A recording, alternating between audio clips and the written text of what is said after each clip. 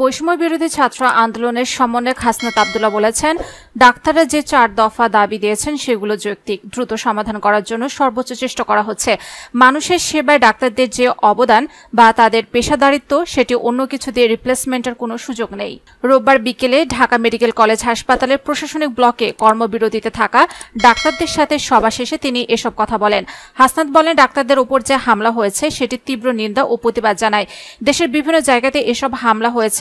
যারা হামলার সাথে জড়িত তাদের রাজনৈতিক দল মত আদর্শের ঊর্ধ্বে উঠে তাদের বিচারের আওতায় আনতে হবে।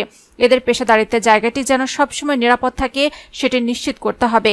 কোনো কারণে যদি ডাক্তাররা তাদের কর্মস্থলে নিরাপদ বোধ না করেন তাহলে কোনোভাবে রোগীদের সুষ্ঠু সেবা দেওয়া সম্ভব নয়। তিনি বলেন, সভায় ডাক্তাররা যে 4 দফা দাবি দিয়েছেন সেটি নিয়ে কথা হয়েছে। কর্তৃপক্ষকে এসব দাবির ব্যাপারে খুবই পজিটিভ মনে হচ্ছে। আমরা আশা করি খুব দ্রুততম সময়ের মধ্যে এসব সমস্যার সমাধান হবে।